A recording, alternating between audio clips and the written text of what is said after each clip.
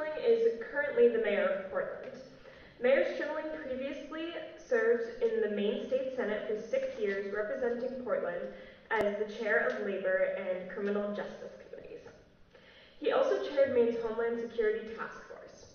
Mayor Strimling spent 19 years as the CEO of Learning Works, a not-for-profit providing learning opportunities for at-risk youth, the immigrant community, and low-income families. Additionally, Mayor Strimling spent 8 years as a political analyst for the local NBC and CBS affiliates, as well as writing a column for the Maine Sunday Telegram and the Bangor Daily News. Please welcome Mayor Strimling.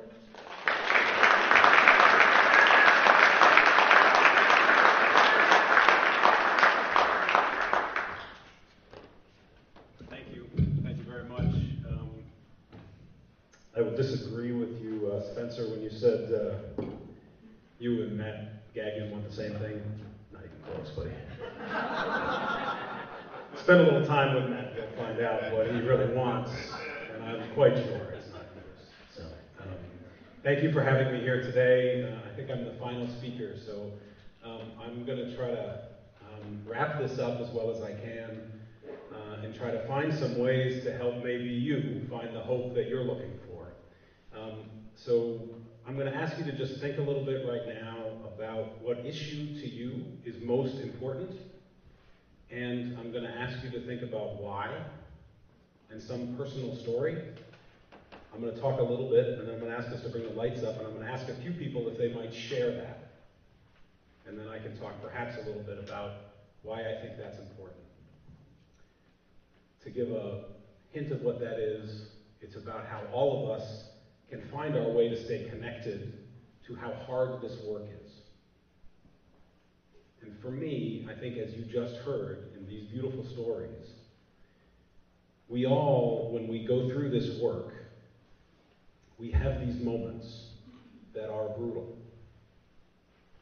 Those of us who have run for office, Elliot Cutler and myself, those are very difficult. They are these emotional roller coasters that can be devastating. In one day you are through the roof ecstatic, and the next day you are on the floor crying. Trying to deal with the day-to-day of people not understanding who you are and trying to communicate what it is that you believe in and wanting to connect with people in a way that you can't or you can, or it may just be you called somebody who was a long friend and you can't wait to have them contribute to your campaign and they say no and you're like, oh my God, I'm a failure, or you're finding, or you talk to somebody who you never knew before and they say, I'm gonna absolutely sign up and have a house party for you. It's this emotional roller coaster that you have to find a way to stay level in. But you also have to find a way to stay connected. I'm gonna tell you how I stay connected when I ask you first to tell me what your stories are in a moment. But to find hope, what I want to talk about is we do feel like these are tough times right now, certainly nationally. Some of us anyway, maybe not Matt, but some of us. And for those of us who feel that way, what I have learned to do is go back to the age-old phrase, think globally and act locally. And I didn't really understand that actually until I became the mayor of Portland. Right? Because when you're the mayor of Portland, or the mayor of any city, or a municipal official, you are as local as it gets in terms of politics.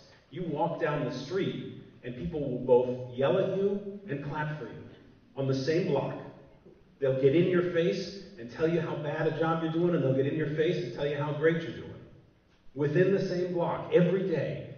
That level of politics is very real. But what it also is impactful.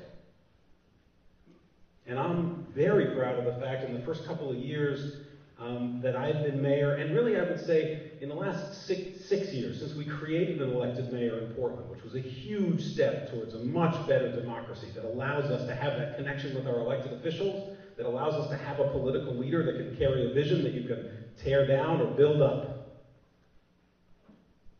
We've been able to get a lot of stuff done. My predecessor, first city in the state of Maine to raise the minimum wage.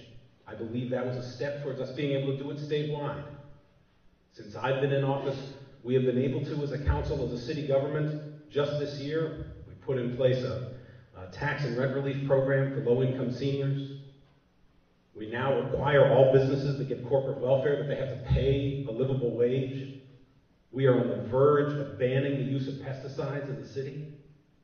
We created an Office of Economic Opportunity for immigrants and refugees to make sure that they're integrated into our community better, because the rates of poverty in those communities are way above everywhere else.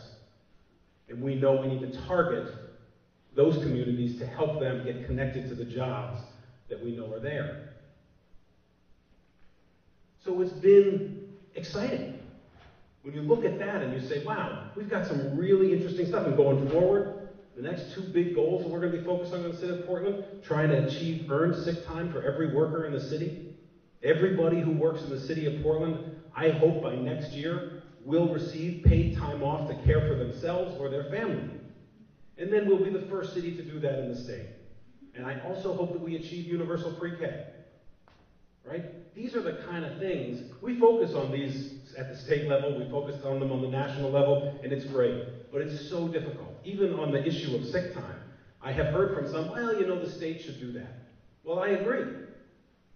My predecessor, Mike Brennan, heard from people, oh, let the state raise the minimum wage. Well, he would have agreed too. But the state wouldn't do it. I was the chair of the labor committee, as was mentioned, and we tried to get earned sick time passed for the entire state. But we couldn't get it done. Came within a vote short of the Senate.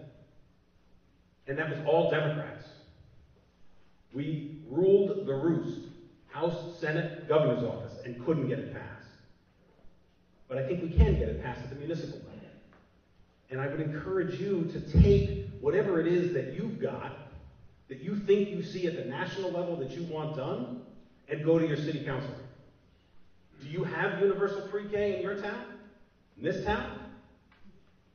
Does every worker in your town get earned sick time so that they can care for their kid when they have to go to the doctor and not have to lose a day's pay and perhaps not make their mortgage or rent payment? Do you use chemical pesticides and not want them in your town? Go to your municipal official and say, we want to move these agendas, whatever they are, because you can have a real impact. And the one big victory story that I'll tell you, that I left off that list, is that we also passed to rebuild all of our elementary schools in Portland. The largest bond we had ever put forth. For the city of Portland, $64 million to rebuild our elementary schools. We have 8 elementary schools on the mainland, a couple on the islands. 4 of them we've already taken care of, and we had other 4 that were in terrible condition. Terrible. Kids were taking classes in closets.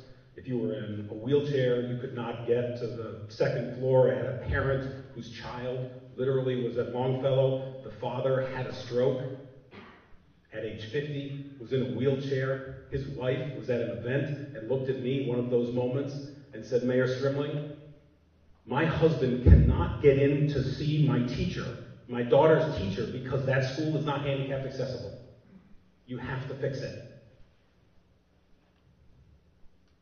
Now, in order to understand, though, rebuilding those schools, that sounds like that's easy. Well, who wouldn't support that? Right. Portland, it's the People's Republic, pretty much, right? We're as progressive as it gets. It took us 23 years. The first report that came out that our schools needed help was literally written in the 1990s. And they brought it forward. And they brought it forward, and people said, let's wait, and let's see if the state will fund it, and the state would do one, and then they wouldn't do another, and then we would go back and try to get another one through the bond, and then the elected mayor occurred, and we brought it back again, and it got thrown away in 2012 one more time, and then finally, after 23 years of hope and work, as Jess would say, we were able to build a movement of people. Because it absolutely didn't happen without the parents and the teachers and the kids and the activism. Hundreds of letters were starting to be written. Hundreds of people coming to hearings. Getting active, making calls, participating. It's so important that you recognize how powerful your voice is at the municipal level. I mean, honest, even at the state level, when I was in the state senate, if I got a phone call from a real constituent about some issue, I was kind of like, huh, that's kind of cool. right? Because most people who call me are lobbyists, et cetera, et cetera. If I got 2 phone calls, I'd be like, well, it's getting a little irritating. If I got a 3rd phone call from somebody who was actually a constituent, it was like, oh my God, I better pay attention. Because you didn't get them a lot. You would think that you do. You would think that we do. We get a lot of form letters. We get a lot of postcards. You've all signed those. We get those all the time. But when you have a real conversation with somebody, trying to grab you to say what's going on, and let me tell you, we have caucuses in the Senate, and when you're in a caucus, which means it's just us, you can see people move from when something got tabled on a Thursday, let's say, and we're going to take a vote the next Tuesday. Over the weekend, they talked to a few people, and all of a sudden their vote shifted. Because constituents woke them up to something that was important to them, and you can have that impact. And that's how the schools finally got through, because we had the impact of people participating at a deep level, using current technology, social media, and using the old technology, just showing up for a vote. And this fall, despite all of the pushback and all of the attempts to stop it and all the money that was spent, it was passed by the voters 2-1. It was stronger than any other initiative on the ballot. And yet it took us 23 years to get to that point. And that was a great example. I hope it doesn't always take 23 years. Hope is not enough, as Jess says. But you've got to have the hope in order to do the work. So can we bring the lights up for a second? Is that possible? Oh, look at you. Beautiful. So I'm wondering if anybody would be willing to share what issue is most important to them and why. And I'm just going to ask you to be very brief. What issue for you, when you get up in the morning, not when you get up in the morning, what issue for you is most important when you think about politics in America?